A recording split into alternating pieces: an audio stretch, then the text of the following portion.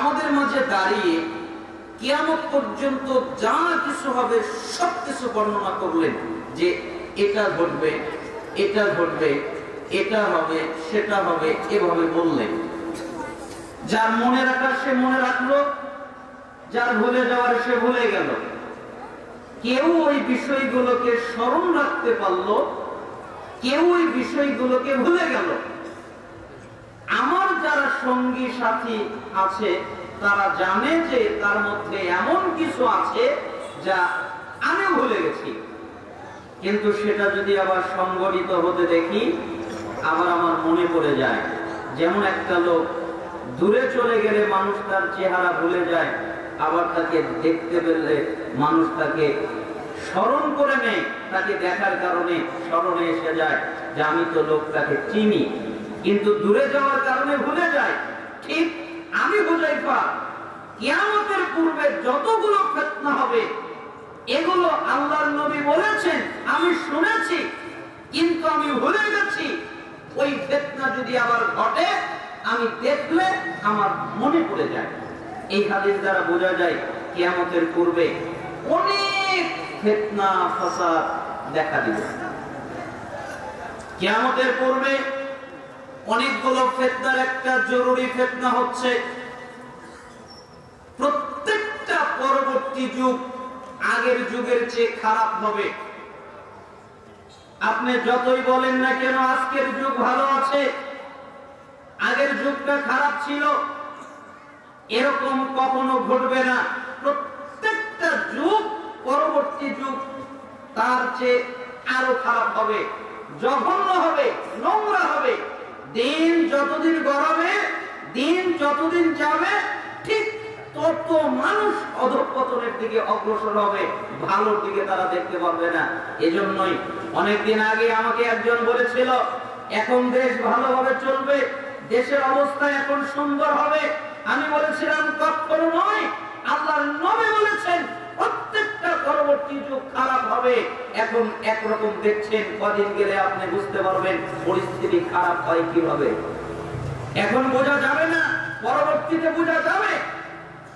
হাজ্জাজ বিন ইউসুফের যে নির্যাতন এবং যে জুলুম তিনি যে করেছিলেন সাহাবীদের উপরে, সাহাবীরা আনাস ইবনে মালিক রাদিয়াল্লাহু আনহুর কাছে এসে বললেন আমাদের উপরে হাজ্জাজ ইবনে ইউসুফ জুলুম করে, অত্যাচার করে, নির্যাতন করে, আপনি কি আমাদেরকে তাদের বিরুদ্ধে বিদ্রোহ করার অথবা তার বিরুদ্ধে কিছু বলার অথবা তার বিরুদ্ধে কোনো কথা বলার অথবা তার বিরুদ্ধে প্রতিরোধ করার অথবা তার বিরুদ্ধে জিহাদ করার আপনি কি অনুমতি আমাদেরকে দেবেন?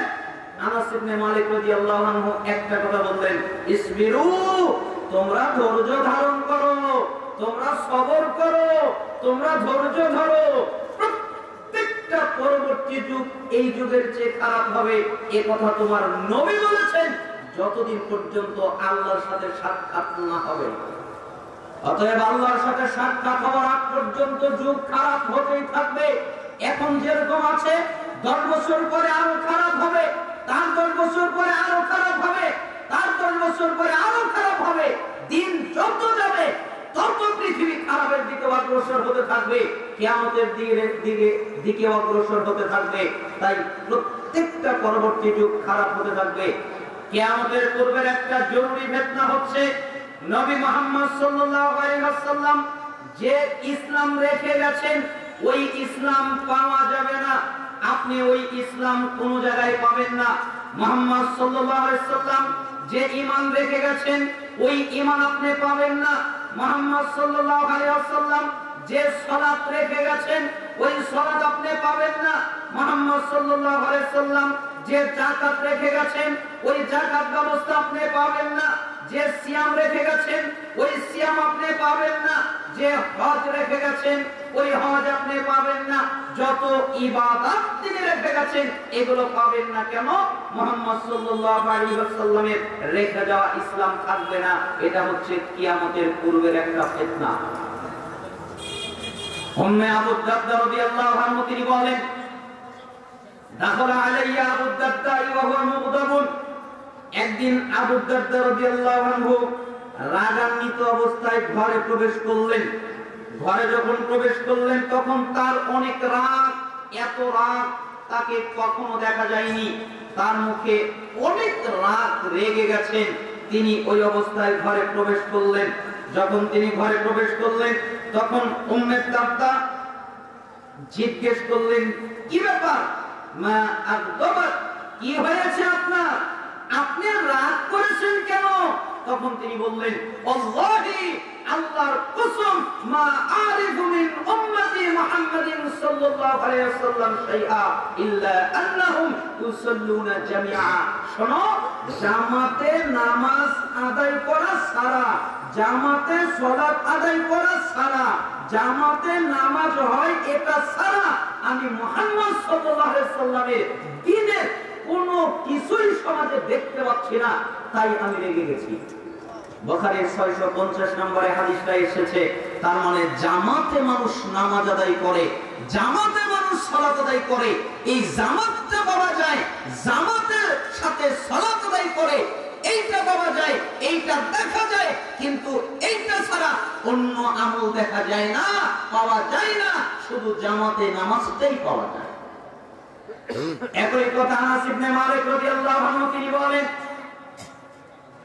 রাসূল সাল্লাল্লাহু আলাইহি ওয়াসাল্লামকে মা আরাফু শাইআ মিম্মা কুননা আলাইহি আলা আহদিন নবী সাল্লাল্লাহু আলাইহি ওয়াসাল্লাম, তিনি একদিন বললেন, মুহাম্মদ সাল্লাল্লাহু আলাইহি ওয়াসাল্লামের সময়ে চর্চিত দিনের আর কিছুই আমি সমাজে দেখতে পাচ্ছি না। মুহাম্মদ সাল্লাল্লাহু আলাইহি ওয়াসাল্লামের সময়ে যেই দিন ছিল, যে ইবাদত ছিল, যে আমল ছিল, যে আখলাক ছিল, যে চরিত্র ছিল, আমি ওইটা সমাজে এখন আর দেখতে পাচ্ছি না। তখন একজন সাহাবী জিজ্ঞেস করলেন, ফাকুলতু, আমরা জিজ্ঞেস করলাম, আইনা সালাহ, সালাত তো নিশ্চয়ই আছে, সালাত তো পাওয়া যায়। তখন তিনি বললেন, আওয়ালাম তাসনাউ ফি সালাতিকুম মা ক্বাদ আলিমতুম, শোনো, নামাজের মধ্যে, সালাতের মধ্যে কি অলসতা তৈরি করেছে, কি অবহেলা তৈরি করেছে, তা কি তোমরা দেখতে পারো না? ওরা সালাত আদায় করে অলসতা সহকারে, ওরা সালাত আদায় করে অবহেলা করে।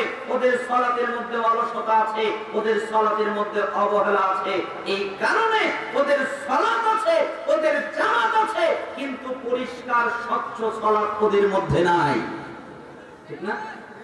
আপনি মসজিদে যান, মসজিদে তদন্ত নেন, মসজিদের লোকদেরকে খেয়াল করেন, তাদেরকে লক্ষ্য করেন, দেখবেন একটা মানুষ যখন সালাত আদায় করে তখন খুব তাড়াহুড়া করে, কিন্তু আরেকজন যদি তার নামাজ পড়াটা দেখে তখন সে নামাজকে অনেক সুন্দর করে আদায় করে, অনেক সুন্দরভাবে সালাত আদায় করে।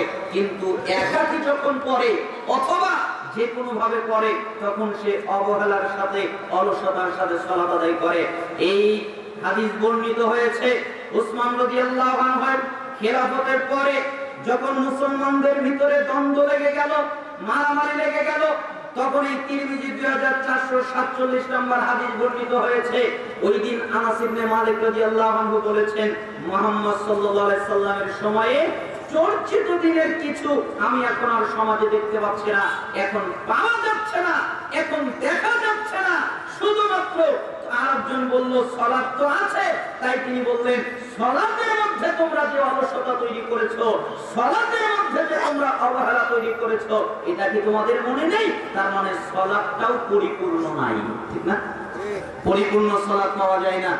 এর আগে আপনারা অনেক ইঙ্গিত পেয়েছেন, এজন্য আমি আর ওদিকে যাচ্ছি না। কিয়ামতের পূর্বে আরেকটা ফিতনা হবে।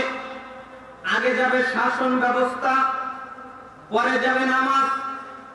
আবু উমামা আল-বাহিলি রাদিয়াল্লাহু আনহু তিনি বলেন, রাসূলুল্লাহ সাল্লাল্লাহু আলাইহি ওয়াসাল্লাম বলেছেন, ইসলামের রশি একটার পরে একটা ছিঁড়ে যাবে। ইসলামের যতগুলো রশি আছে সবগুলো ছিঁড়ে যাবে। যখন একটা রশি ছিঁড়ে যাবে তখন আরেকটা রশি ছিঁড়ে যাবে।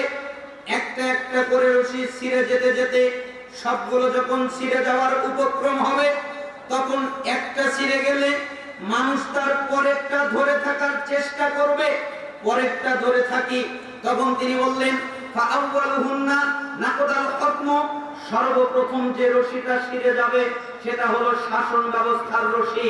এই সমাজের মধ্যে সত্যিকারের শাসন ব্যবস্থা পাবে না, অরিজিনাল শাসন ব্যবস্থা পাবে না, প্রকৃত শাসন ব্যবস্থা পাবে না। কেন?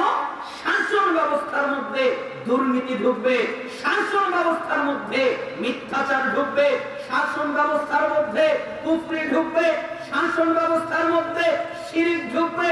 এই জন্যই তো শাসন ব্যবস্থায় কত কিছু করে, তারা কত রাজনীতি করে, তারা কত তন্ত্র পালন করে, তারা সমাজে কত কিছু করে বেড়ায়, কিন্তু তাদের সাহস হয় না সমাজ থেকে যেইগুলোর মাধ্যমে মানুষ ঈমান হারায় ওই মাজার গুলো ভেঙে দেওয়ার সাহস তাদের হয় না। তাদের অনেক সাহস হয়। এজন্য আল্লাহর নবী বললেন শাসন ব্যবস্থা চলে যাবে, শাসন ব্যবস্থা থাকবে না। ওয়াকিরুহুন্নাস সালাহ, এরপরে যেটা চলে যাবে ওটা হলো নামাজ। তোমরা নামাজ পাবে না, নামাজ চলে যাবে। এখন যদি আমরা আমাদের সমাজের দিকে তাকাই তাহলে দেখব অধিকাংশ মানুষ, বেশিরভাগ মানুষ, অধিকাংশ মানুষ, বেশিরভাগ মানুষ তারা নামাজ আদায় করে না, তাই না? সালাত আদায় করে না। বেশিরভাগ মানুষ তারা সালাত ত্যাগ করে, আর অল্প সংখ্যক মানুষ তারা নামাজ আদায় করে। মুসনাদে আহমদের 2214 নম্বর হাদিস এটা। এই হাদিস দ্বারা বোঝা গেল শাসন ব্যবস্থার রশি ছিঁড়ে যাবে, শাসন ব্যবস্থা ভালো থাকবে না, শাসন ব্যবস্থা নষ্ট হয়ে যাবে। আমি শুধু আপনাদেরকে ইঙ্গিত দিয়ে যাচ্ছি। আরেকটা জিনিস শেষে নষ্ট হয়ে যাবে, সেটা নামাজ নষ্ট হয়ে যাবে, নামাজ থাকবে না। আমরা যদি আমাদের সমাজের দিকে তাকাই তাহলে দেখব আমাদের সমাজে সালাত আদায়কারী লোকের সংখ্যা বেশি নয়। আর এই লোকদের আকীদা এমন, শুধুমাত্র আমরা মানুষ নয়, কিছু আলেম তারা বলছে যে সালাত আদায় না করলেও তারা মুসলিম। কেন? তারা তো অস্বীকার করে নাই, তাই না? অস্বীকার তো করে নাই, স্বীকার তো করেছে যে নামাজ পড়া লাগবে, এই জন্য তারা মুসলমান, তাদেরকে কাফের বলা যাবে না। আমার প্রশ্ন হলো, আল্লাহর নবী কোন হাদিসে বলেছেন যারা সালাত অস্বীকার করবে তারা কাফের? অথবা আল্লাহর নবীর সাহাবীরা কোন বাক্যে বলেছেন যারা সালাত অস্বীকার করবে তারা কাফের? অথবা সাহাবীদের পরবর্তী প্রজন্ম তাবিঈরা তারা কোন বাক্যে বলেছেন যারা সালাত অস্বীকার করবে তারা কাফের? আল্লাহ বলেননি, আল্লাহর নবী বলেননি, আল্লাহর নবীর সাহাবী বলেননি, তাবিঈরা বলেননি, মুজতাহিদ ইমামগণ বলেননি। তারা প্রত্যেকেই বলেছেন যারা সালাত ত্যাগ করবে, যারা সালাত আদায় করবে না, যারা সালাত পড়বে না তারা হলো কাফের। যারা সালাত পড়বে না তারা কি? সূরা তাওবার 5 নম্বর আয়াত আল্লাহ তাআলা বলেছেন যারা সালাত আদায় করে ওরা তোমাদের দ্বীনি ভাই। সূরা তাওবার 11 নম্বর আয়াত আল্লাহ তাআলা একই কথা বলেছেন। আমার 21টা হাদিস মুখস্থ আছে এর ব্যাপারে, সময়ের ব্যবধানে আমি আপনাকে 4টা অনুবাদ করে শোনাচ্ছি। মুসলিমের 82 নম্বর হাদিস, রাসূল সাল্লাল্লাহু আলাইহি ওয়াসাল্লাম বলেন, ইন্না বাইনা রাজুল ওয়া বাইনা শিরক ওয়াল কুফর তারকুস সালাহ। নিশ্চয় একজন ব্যক্তি, একজন কাফের, একজন মুশরিক, এদের মধ্যে পার্থক্য হলো সালাত। যে ব্যক্তি সালাত আদায় করে সে হলো ঈমানদার, যে ব্যক্তি সালাত আদায় করে না সে হলো কাফের। এটা মুসলিমের 82 নম্বর হাদিস। তিরমিজি 2618 নম্বর হাদিস, বাইনাল কুফরি ওয়াল ঈমান তারকুস সালাহ। নিশ্চয় একজন ঈমানদার আর একজন কাফের, এদের মধ্যে পার্থক্য হলো নামাজ, সালাত। যারা সালাত আদায় করে তারা ঈমানদার, যারা সালাত আদায় করে না তারা কাফের। তিরমিজি 2621 নম্বর হাদিস, আলাহাদুল্লাযী বাইনানা বাইনাহুমুস সালাহ ফামান তারাকাহা ফাকাদ কাফার। আমাদের মধ্যে তাদের মধ্যে পার্থক্য হলো নামাজ, সালাত। আমরা যারা ঈমানদার তারা সালাত আদায় করি, তারা যারা কাফের তারা সালাত আদায় করে না। ইবনে মাজাহ 1080 নম্বর হাদিস, লাইসা বাইনাল আবদি ওয়াশ শিরকি ইল্লা তারকুস সালাহ ফাইজা তারাকাহা ফাকাদ আশরাক। নিশ্চয় একজন ব্যক্তি, একজন মুশরিক, একজন কাফের, এদের মধ্যে পার্থক্য নামাজ, পার্থক্য সালাত। যারা সালাত আদায় করে তারা ঈমানদার, যারা সালাত আদায় করে না, যে ব্যক্তি সালাত ত্যাগ করলো, যে ব্যক্তি সালাত ছেড়ে দিল, ওই ব্যক্তি শিরক করলো। তার মানে সালাত আদায় না করা তাও এক প্রকারের শিরক। সালাত আদায় না করাটা কি শিরক। এটাকে আল্লাহ নবী সাল্লাল্লাহু আলাইহি সাল্লাম শিরক বলে উল্লেখ করলেন। তার মানে বোঝা যায় হাদিসের দ্বারা যারা সালাত আদায় করে না, যারা নামাজ পড়ে না, ওরা মুসলমান না। পরবর্তী প্রজন্মের কাছে যদি আমরা ফিরে যাই, আবু দারদা রাদিয়াল্লাহু আনহু তিনি বলেন, মান তারাকাস সালাত ফালা দীনা লাহু, যারা সালাত আদায় করে না তাদের দ্বীন নাই, তাদের ধর্ম নাই, তাদের কোনো জীবন ব্যবস্থা নাই। আলী রাদিয়াল্লাহু আনহু বলেন, মান লাম ইউসাল্লি ফাহুয়া কাফিরুন, যারা সালাত আদায় করে না ওরা হলো কাফের। আবু দারদা রাদিয়াল্লাহু আনহু তিনি বলেন, লা ঈমানা লিমান লা সালাতা লাহু, ওই ব্যক্তির ঈমান নেই যে ব্যক্তি সালাত আদায় করে না। ওমর ইবনুল খাত্তাব রাদিয়াল্লাহু আনহু বলেন, লা হাজ্জা ফিল ইসলাম লিমান তারাকাস সালাত, ওই ব্যক্তির ইসলামে কোনো জায়গা নেই যেই ব্যক্তি সালাত আদায় করে না, যেই ব্যক্তি নামাজ পড়ে না, ওই ব্যক্তির ইসলামে কোনো জায়গা নেই। রাসূলের ফতোয়া দ্বারা, সাহাবীদের ফতোয়া দ্বারা পরবর্তী প্রজন্ম তাবি আব্দুল্লাহ বিন শাকিক তিনি ইজমা বর্ণনা করে বলেন, কানা আসহাবু মুহাম্মদ সাল্লাল্লাহু আলাইহি ওয়াসাল্লাম লা ইয়ারাউনা শাইআন মিনাল আমাল তারকুহু কুফরুন গায়রা সালাহ, সাহাবীরা আমলের মধ্যে কোনো আমল ছেড়ে দেওয়াকে কুফরি মনে করতেন না, একমাত্র সালাত ছাড়া কেউ যদি সালাত ছেড়ে দিত তাহলে সাহাবীরা তাদেরকে কাফের মনে করত। রাসূলের ফতোয়া, সাহাবীর ফতোয়া, তাবির ফতোয়া প্রমাণিত হয়ে গেল, যারা সালাত আদায় করে না, যারা সালাত ত্যাগ করে, যারা সালাত পড়ে না, তারা মুসলমান নয়, তারা কাফের, তারা মুশরিক। এইজন্য আল্লাহর নবী সাল্লাল্লাহু আলাইহি ওয়াসাল্লাম এই বাক্যগুলো বলেছেন। আর আগের বাক্য দ্বারা বোঝা গেল সর্বশেষ সালাত চলে যাবে। এজন্য আমাদের সমাজে অনেক মানুষ এখনো সালাত আদায় করে না, অথচ যারা সালাত আদায় করে না তাদেরকে কাফের ফতোয়া দেওয়া হয়েছে। এইজন্য সালাফরা বলেছেন, যারা নামাজ পড়ে না, এক সে যদি মেয়েকে বিয়ে দেয় তাহলে বিয়ে হবে না। কেন? বেনামাজি বাপ মেয়েকে বিয়ে দিতে পারে না। বেনামাজি বাপ যদি মেয়েকে বিয়ে দেয় ওই বিয়ে হবে না। 10 বছর ধরে বিয়ে দিয়েছে, ওই বিয়ে হয়নি। 5 বছর আগে বিয়ে দিয়েছে, ওই বিয়ে হয়নি। 2 বছর আগে বিয়ে দিয়েছে, ওই বিয়ে হয়নি। মেয়েকে নিয়ে আসতে হবে। কেন? বেনামাজি বিয়ে দিলে বিয়ে হয় না। 2, বেনামাজি যদি সালাত আদায় না করে, একটা ছেলে যদি সালাত আদায় না করে, নামাজ আদায় না করে, তার সাথে মেয়েকে বিয়ে দেওয়া যাবে না। কেন? তার সাথে যদি মেয়েকে বিয়ে দেওয়া হয়, মেয়ের বিয়ে হবে না। এখন আর নামাজি দেখার দরকার নেই। কে নামাজ পড়ে, কে সালাত আদায় করে, কে পড়লো না, এটা দেখার বিষয় নয়। এখন খালি দেখে কার চাকরির বেতন কত বেশি, কে সরকারি চাকরি করে, আর কে কত বেশি ঘুষ খায়। যার টাকা বেশি, যার অর্থ বেশি, যার সম্পদ বেশি, তার সাথে মেয়েকে বিয়ে দেওয়ার জন্য তারা উড়োতারা লাগিয়ে দেয়। কিন্তু নামাজি লোক তারা খোঁজার চেষ্টা করে না। এই জন্য আমাকে মাঝে মধ্যে মানুষেরা বলে যে ভালো ছেলে কোথায় পাবো? আমি বলি, ভালো ছেলে কোনো ইউনিভার্সিটিতে পাওয়া যায় না, ভালো ছেলে কোনো বিশ্ববিদ্যালয়ে পাওয়া যায় না। ভালো ছেলে পেতে চাইলে সকালবেলা মসজিদে ফজরের জামাতে সালাত আদায় করতে যেতে হবে। এরপরে ওই সালাতের মধ্যে যেই ছেলেরা জামাতের সাথে সালাত আদায় করে, ওরাই হলো যুগের ভালো সন্তান। যদি বিয়ে দিতে হয় ওদের সাথে মেয়েকে বিয়ে দেন, ওরা হয়তো আপনার মেয়েকে এক ওয়াক্ত না খেয়ে রাখতে পারে, অথবা ঠিক মতো কাপড় চোপড় দিতে পারে না, এটা ঘটতে পারে। কিন্তু এই ছেলে আপনার মেয়ের উপরে জীবনে কোনোদিন জুলুম করবে না, অত্যাচার করবে না, নির্যাতন করবে না। কেন? আল্লাহকে ভয় করে। তার হৃদয়ের ভিতরে আল্লাহর ভয় আছে, তার কলিজার মধ্যে আল্লাহর ভয় আছে। তাই আমি আপনাকে বললাম, বেনামাজি ছেলের সাথে মেয়েকে বিয়ে দেওয়া যাবে না, বিয়ে হবে না।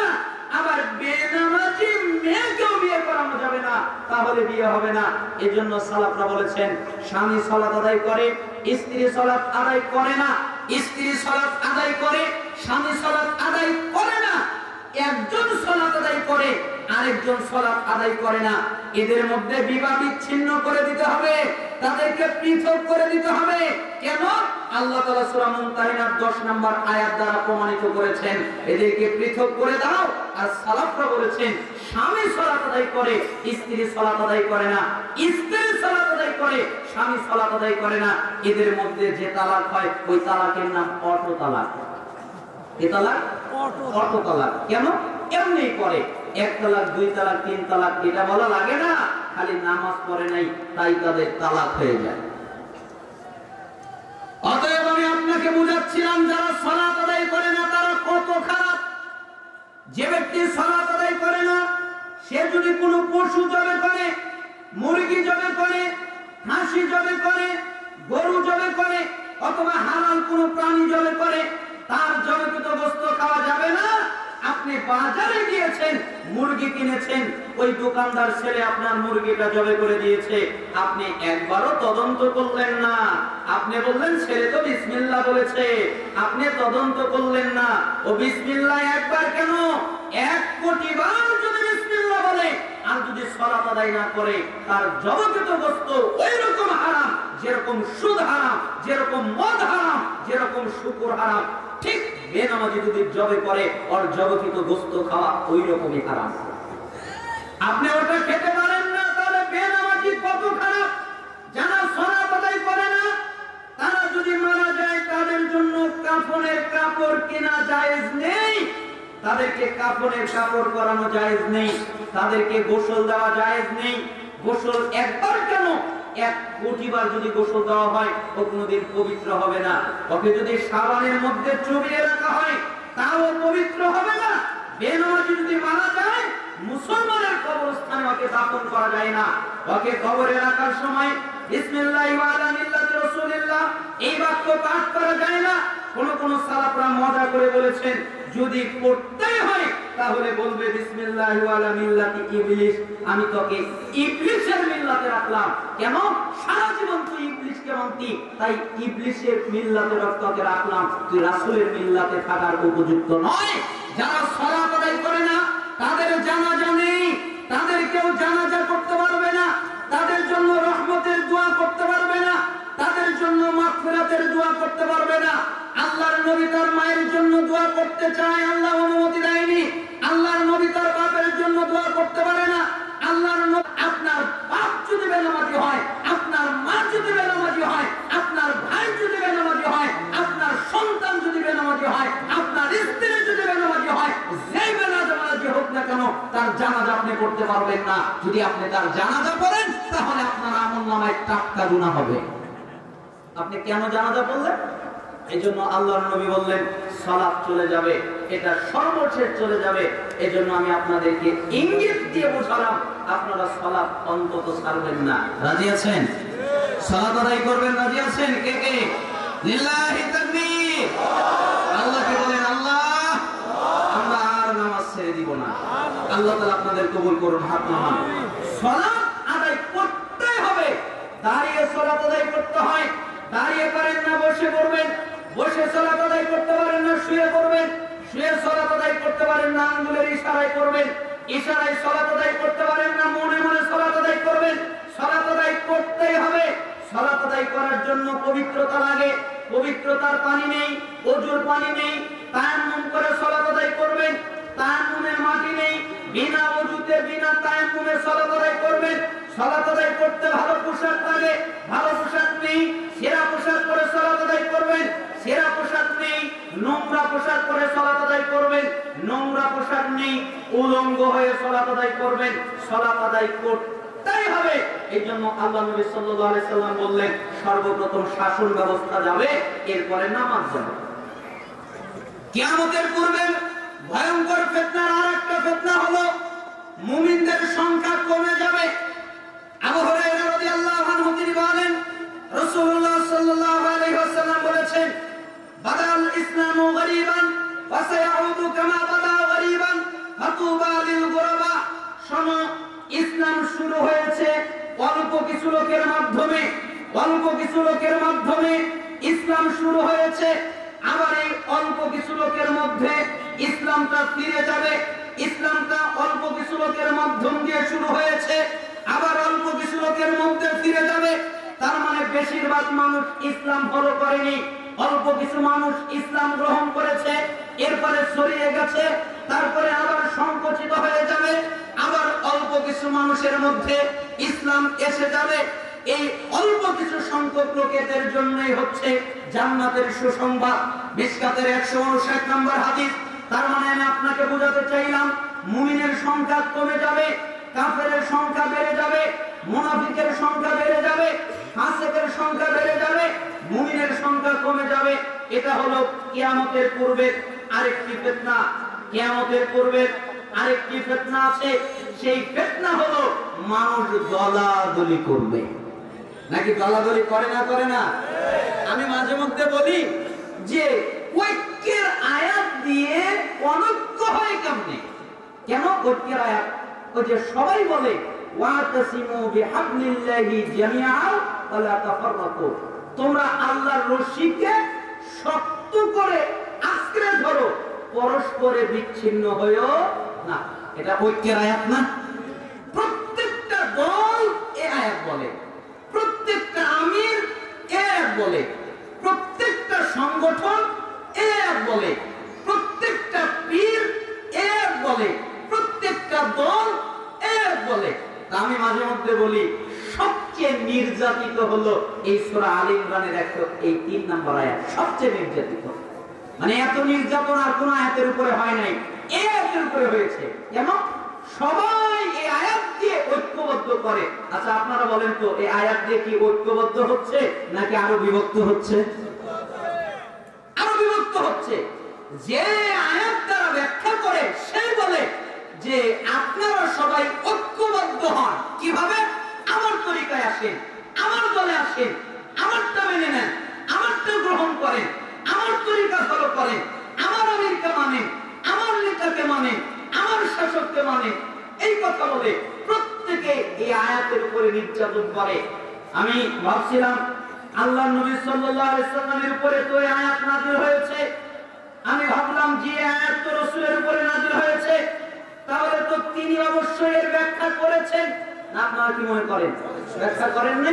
তাহলে তার ব্যাখ্যাটার প্রয়োজন, তিনি কি ব্যাখ্যা করলেন তাহলে ওইটা জানি, তাহলে তো আমাদের অনৈক্য শেষ হয়ে যায়। আমি সহিহ তারগিব ওয়া তারহিবের 39 নম্বর একটা হাদিস পেয়ে গেলাম। রাসূল সাল্লাল্লাহু আলাইহি ওয়াসাল্লাম বলেন, আলাইসা তাশহাদুনা আল্লা ইলাহা ইল্লাল্লাহ ওয়াহদাহু লা শারীকা লা ওয়া আন্নী রাসূলুল্লাহ ওয়া আন্নাল কুরআনা জাআ মিন ইনদিল্লাহ।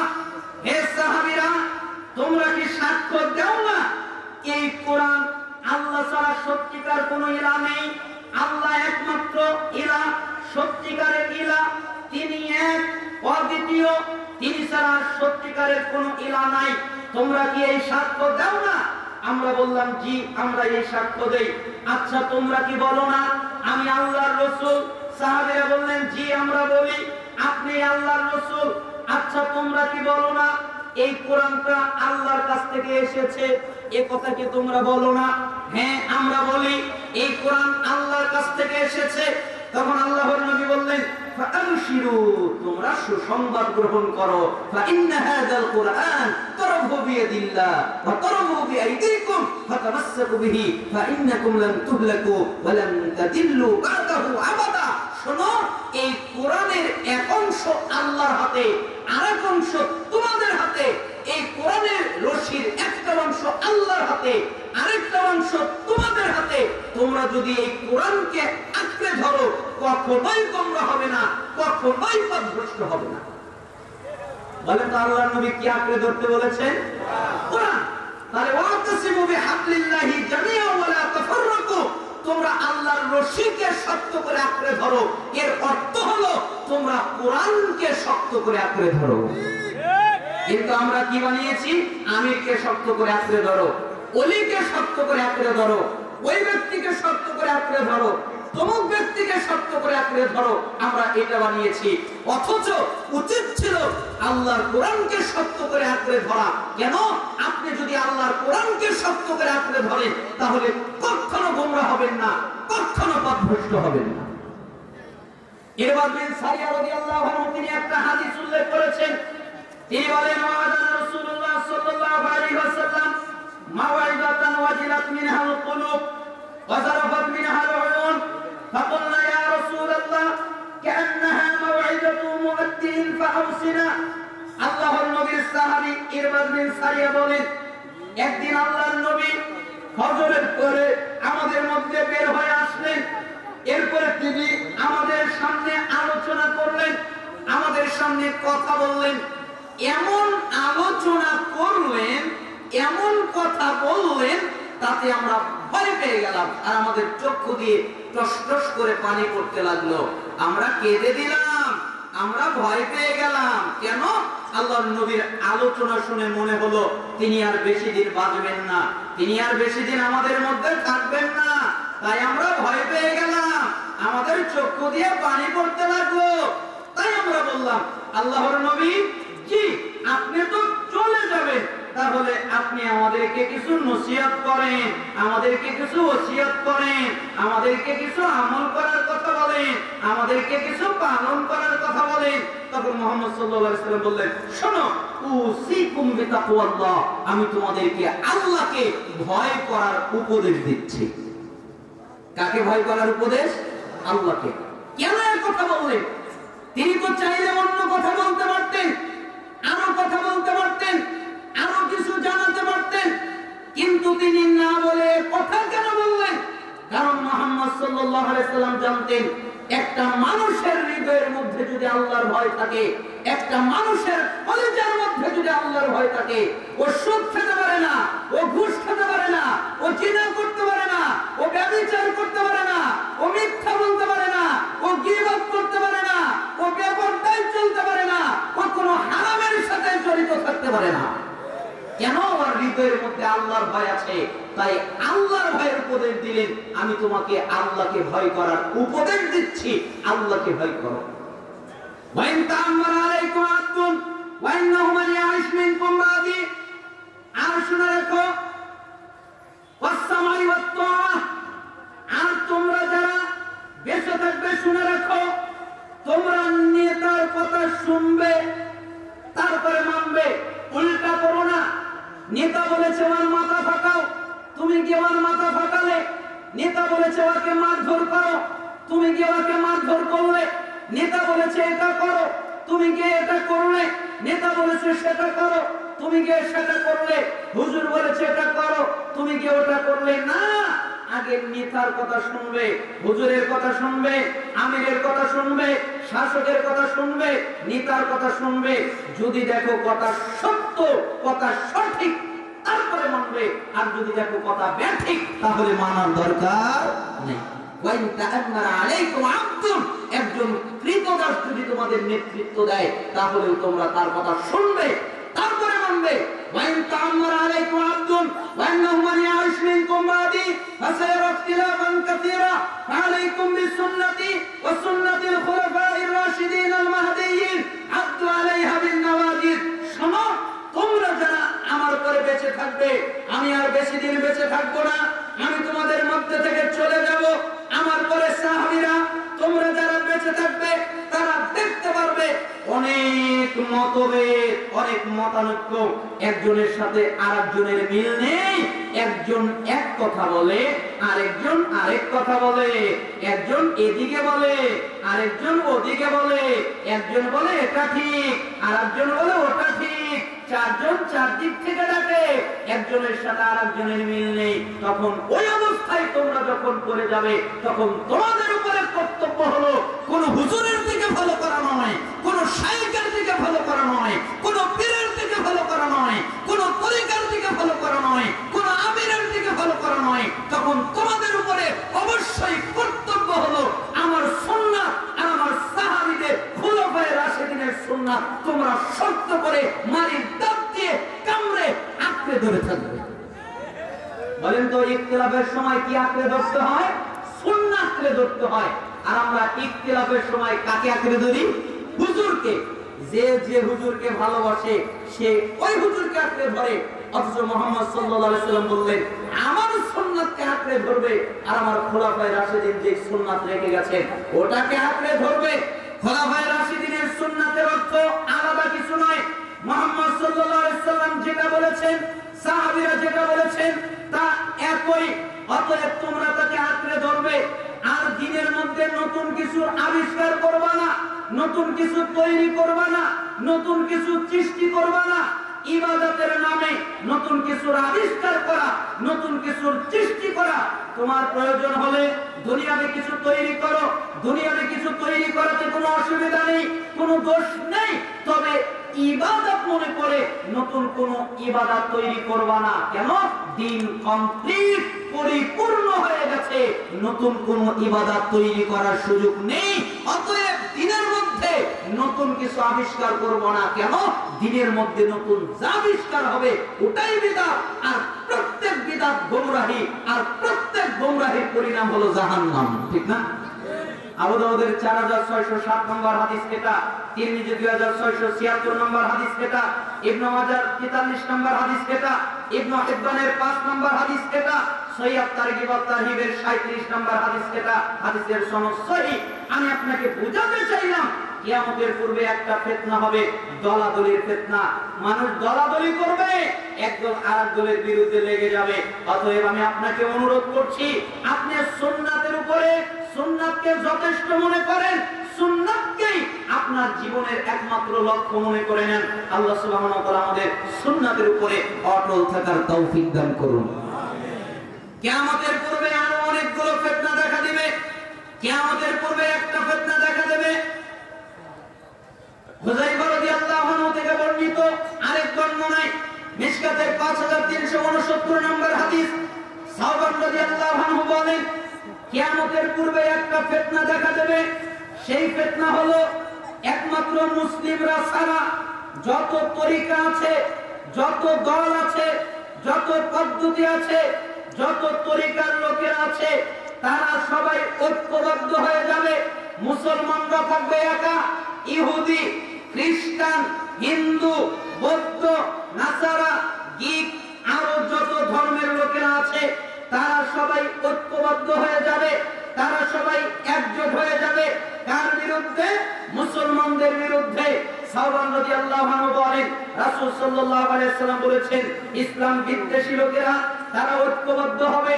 যেরকম তোমরা মানুষকে দাওয়াত দাও, এরপরে দস্তরখানার দিকে সবাই ঐক্যবদ্ধ হয়ে যায়, খাবার খাওয়ার জন্য একজোট হয়ে যায়, ঠিক পৃথিবীর সমস্ত মানুষ তোমাদের মুসলিমদের বিরুদ্ধে ঐক্যজোট হয়ে যাবে, ঐক্যবদ্ধ হয়ে যাবে। তখন সাহাবী বলেন আমরা জিজ্ঞেস করলাম ইয়া রাসূলুল্লাহ, আমরা কি তখন সংখ্যায় কম হব? আমরা সংখ্যায় কমে যাব? আমরা অল্প হব? এই কারণে কি অবস্থা এমন হবে? মুহাম্মদ সাল্লাল্লাহু আলাইহি সাল্লাম বললেন শোনো, তখন তোমরা সংখ্যায় অল্প হবে না, তখন তোমরা সংখ্যায় কম হবে না, তখন তোমাদের সংখ্যা অনেক হবে, তোমাদের সংখ্যা বেশি হবে, কিন্তু তোমাদের অবস্থা হবে স্রোতে ভেসে যাওয়া আবর্জনার মতো। যেরকম আবর্জনা স্রোতে ভেসে যায়, তার কোনো শক্তি নেই, তার কোনো ক্ষমতা নেই, তোমাদের অবস্থা তাই হবে। কেন? আল্লাহ তোমাদের কলিজার মধ্যে ওহন ঢুকিয়ে দিবেন। ওহন কি?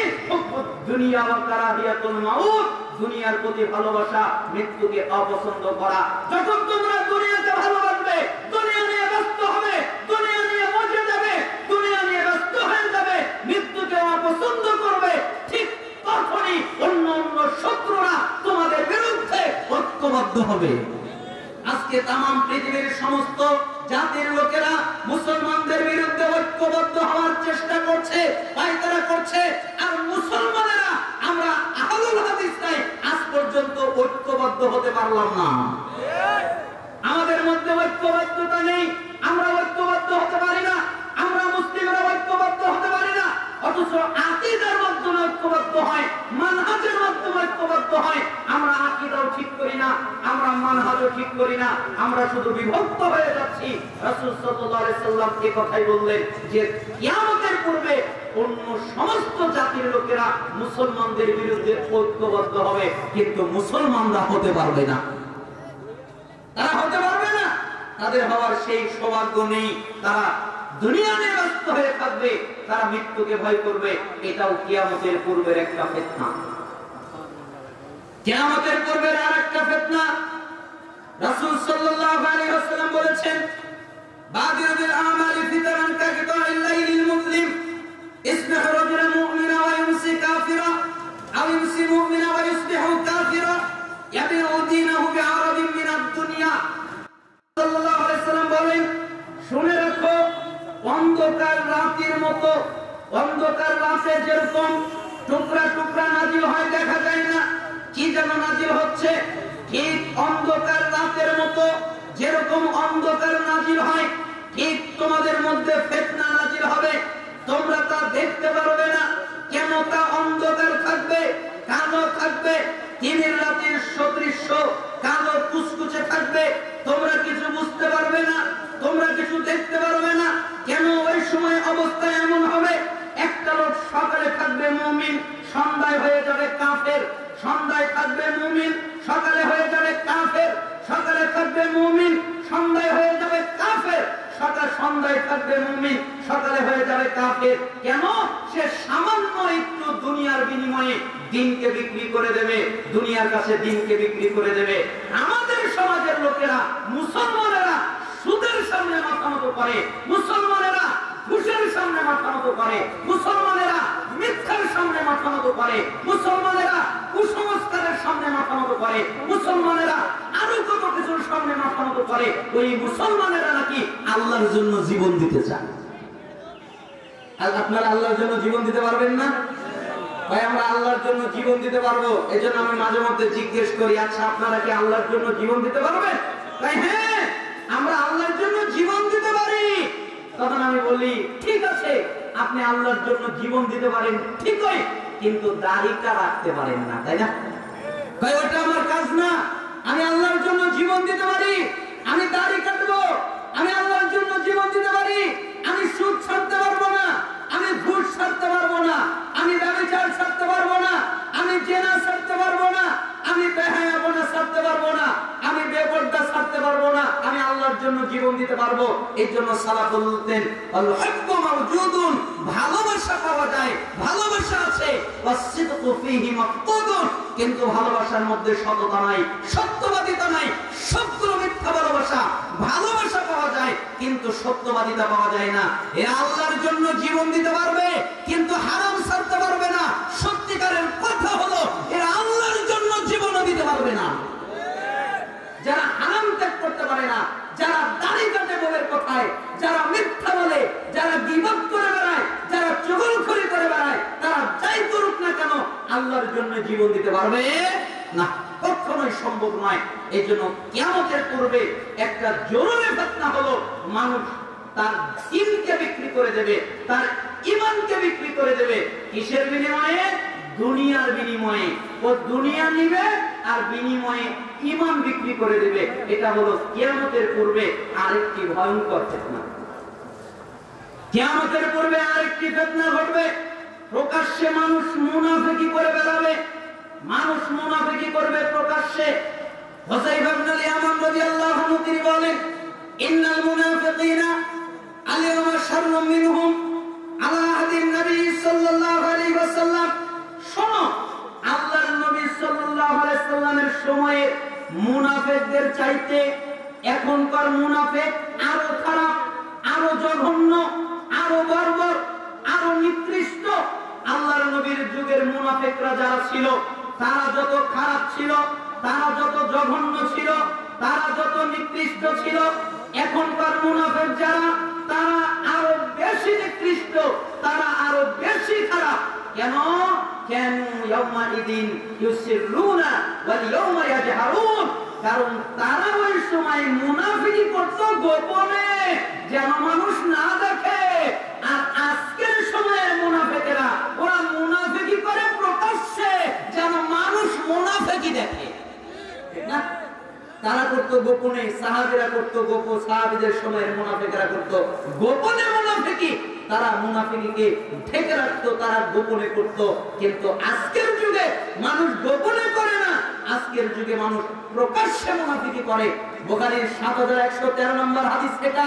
তার মানে আমি আপনাকে বোঝাতে চাইলাম, কিয়ামতের পূর্বে যতগুলো ফিতনা পতিত হবে তার মধ্যে এটাও একটা গুরুত্বপূর্ণ ফিতনা যে প্রকাশ্যে মুনাফিকি চলবে, মানুষ মুনাফিকি করে বেড়াবে।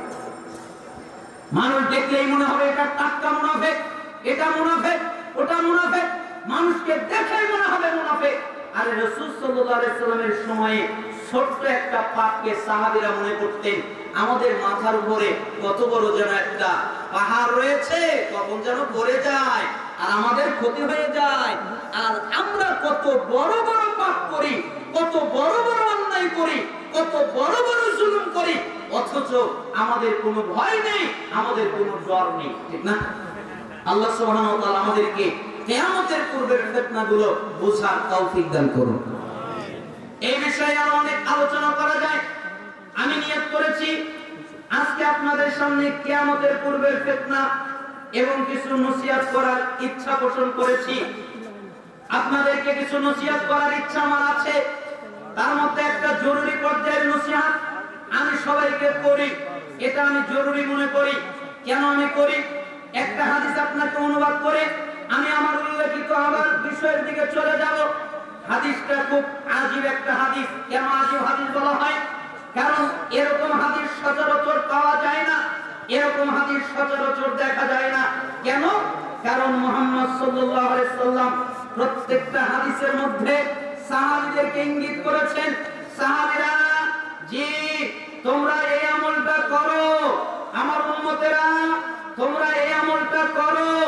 কিন্তু মুহাম্মদ সাল্লাল্লাহু আলাইহি ওয়াসাল্লাম এই হাদিসের মধ্যে কোন সাহাবীকে ইঙ্গিত করেননি, কোন উম্মতকে ইঙ্গিত করেননি। স্বয়ং জিবরাইল আমিন আল্লাহর নবীকে ইঙ্গিত করলেন। সাহর ইবনে সাদ তিনি বলেন, যা জিবরাইল আলাইহিস সালাম ইলা নবী সাল্লাল্লাহু আলাইহি ওয়াসাল্লাম, একদিন জিবরাইল আমিন আল্লাহর নবীর কাছে আসলেন। এরপরে আল্লাহর নবীকে বললেন, আল্লাহর নবী জি আমি আপনাকে কিছু কথা বলবো, আমি আপনাকে কিছু ওসিয়ত করব, আমি আপনাকে কিছু নসিহত করব, আমি আপনাকে কিছু পালন করার কথা বলবো। আপনি কি ওসিয়তটা শুনবেন? আপনি কি নসিহতটা শুনবেন? আপনি কি তা পালন করবেন? মুহাম্মদ সাল্লাল্লাহু আলাইহি সাল্লাম বললেন, হ্যাঁ জিবরাইল আমিন আপনি যা বলবেন আমি তা পালন করব, আপনি যা বলবেন আমি তা গ্রহণ করব, আপনি যা বলবেন আমি তা শুনবো। আপনি কি বলার প্রয়োজন আছে আমাকে বলেন। তখন জিবরাইল আমিন মুহাম্মদ সাল্লাল্লাহু আলাইহি সাল্লামকে বললেন, ইয়া মুহাম্মদ, হে মুহাম্মদ, ইসমা শিতা ফা ইন্নাকা মাইতুন, শুনেন আপনি যতদিন খুশি জীবন যাপন করেন, কিন্তু মনে রাখেন আপনি মারা যাবেন। বলেন তো কি হবে? মারা যাবে। কে মারা যাবে? মুহাম্মদ সাল্লাল্লাহু আলাইহি সাল্লাম। আর আমাদের দেশের এক শ্রেণীর লোকের আকীদা হলো যে আল্লাহর নবী মরে নাই, তাই না? আকীদা তাই আল্লাহর নবী মরে নাই। আর এই হাদিসের মধ্যে বলা হচ্ছে, হে নবী আপনি মারা যাবেন। মুহাম্মদ সাল্লাল্লাহু আলাইহি ওয়াসাল্লাম যার থাকার অনুমতি ছিল পৃথিবীতে, তিনি পৃথিবীতে থাকতে পারেননি। অতএব কারো পক্ষে সম্ভব নয় পৃথিবীতে টিকে থাকা। যাকে অনুমতি দেওয়া হয়েছিল, আপনি ইচ্ছা করলে পৃথিবীতে থাকতে পারেন, আপনি ইচ্ছা করলে চলে যেতে পারেন, তবে আল্লাহ আপনার জন্য অপেক্ষা করছেন। মুহাম্মদ সাল্লাল্লাহু আলাইহি সাল্লাম বললেন, আমি আল্লাহর কাছে চলে যেতে রাজি আছি। আল্লাহর কাছে চলে গেলেন, মৃত্যুবরণ করলেন। সেই মুহাম্মদ সাল্লাল্লাহু আলাইহি সাল্লাম তিনি দুনিয়ায় থাকতে পারেননি। অতএব কারো পক্ষে দুনিয়ায় থাকা সম্ভব নয়। সবচেয়ে দামি কথা, সবচেয়ে বাস্তব কথা, সবচেয়ে সত্য কথা, আস্তিক বলেন, নাস্তিক বলেন, মুরতাদ বলেন, ইহুদি বলেন, খ্রিস্টান বলেন, গ্রিক বলেন, হিন্দু বলেন, অগ্নিপূজক বলেন, অথবা যত ধর্মের লোকেরা আছে, অথবা যত জাতির লোকেরা আছে, যত ধর্মের লোকেরা আছে, তারা যদি পৃথিবীর সবকিছুকে অস্বীকার করে, একটা জিনিসকে অস্বীকার করতে পারে না, সেটার নাম হলো মৃত্যু, তাই না? মৃত্যুকে কি কেউ অস্বীকার করতে পারে? কখনোই নয়। কারণ মৃত্যু হবেই। এই জন্য আপনার এত দাপট কিসের? আপনার এত ক্ষমতা কিসের? আপনার দাপটের কারণে আপনার চেয়ারে কেউ বসতে পারে না, আপনার ক্ষমতার কারণে আপনার ঘরে কেউ ঢুকতে পারে না, আপনার দাপটের কারণে আপনার শরীরের পোশাক কেউ ছুঁতে পারে না, আপনার আসবাবপত্র কেউ ছুঁতে পারে না, আপনারটা কেউ নিতে পারে না। কিন্তু আপনি মনে রাখেন, আজকে যদি মারা যান, তাহলে আপনি যদি রাতের বেলা ঘুমিয়ে যান, যদি ঘুম থেকে জেগে ওঠেন, তাহলে আপনি সকাল পাবেন। আর যদি ঘুম থেকে জেগে না ওঠেন, তাহলে আপনি পরকালে চলে যাবেন। ঘুম ভাঙলে সকাল, ঘুম না ভাঙলে পরকাল। আপনার কিসের তাকত? যেদিন আপনি মৃত্যুবরণ করবেন, যেদিন আপনি মারা যাবেন, ওই দিন আপনাকে টেনে আপনার ঘর থেকে বের করে দেওয়া হবে। আপনি একবারের জন্য বলতে পারবেন না আমার ঘর থেকে আমাকে টেনে বের করে কে, এ কথা বলার ক্ষমতা থাকবে না। আপনার আসবাবপত্র অন্যরা দখল করে নেবে, আপনার ক্ষমতা থাকবে না। আপনার গায়ে যে পোশাকটা রয়েছে, এই পোশাকটা খুলে ফেলা হবে। আপনি বলতে পারবেন না আমার পোশাক খুলে ফেলে কে, এ কথা বলার ক্ষমতা আপনার থাকবে না।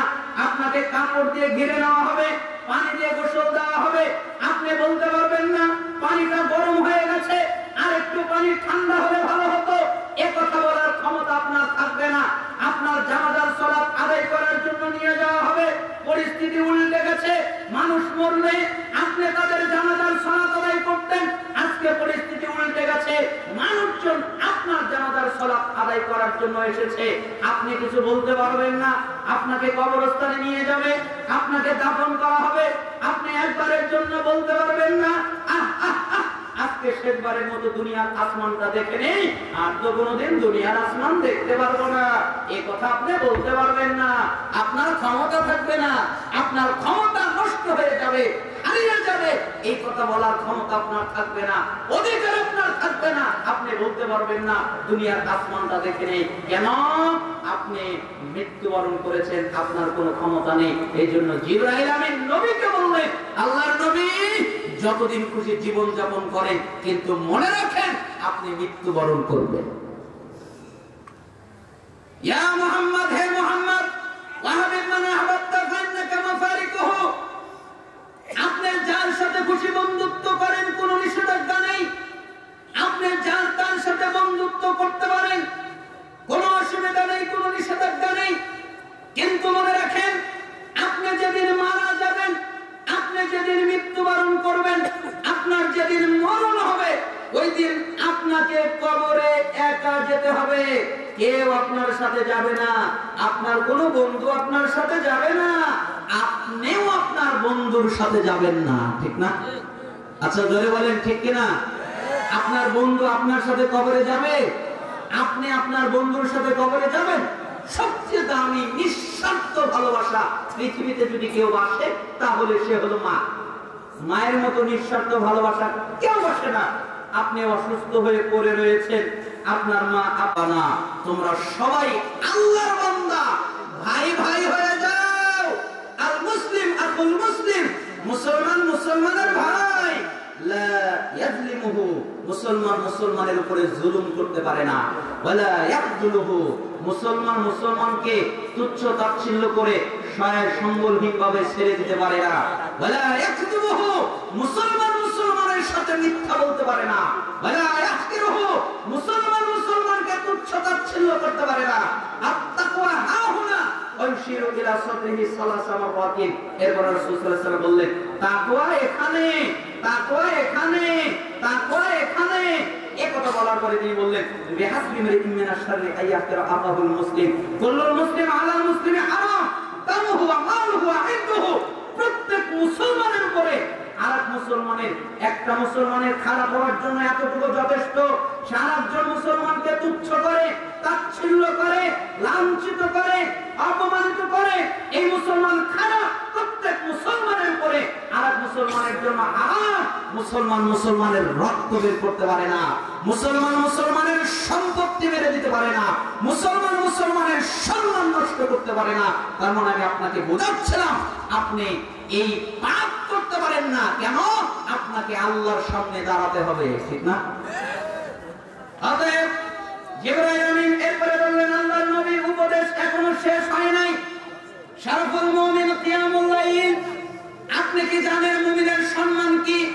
মুমিনের সম্মান হলো রাতে সালাত আদায় করা। যারা রাতে সালাত আদায় করে তাদের সম্মান আছে। এবং তার ইজ্জত হলো মানুষের কাছে না চাওয়ার মধ্যে। আমি এখানে রেখে দিচ্ছি 5টা কথা বললেন। এক, আপনি যতদিন খুশি জীবন যাপন করেন, কিন্তু মনে রাখেন আপনি মৃত্যুবরণ করবেন।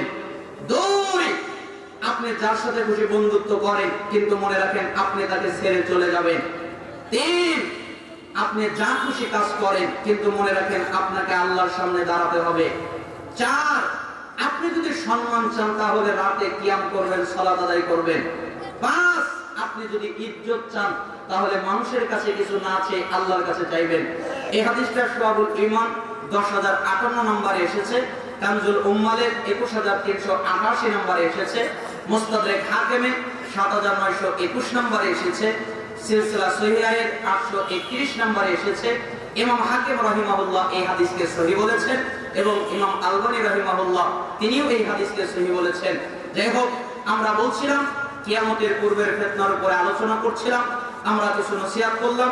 আল্লাহ সুবহানাহু ওয়া তাআলা আমাদেরকে এর উপরে যেগুলো সঠিক সত্য তার উপরে আমল করার তৌফিক দান করুন, এবং যা ভুল ভ্রান্তি হয়ে গেছে তা শয়তানের পক্ষ থেকে, তা থেকে আল্লাহ তাআলা আমাদেরকে হেফাজত করুন।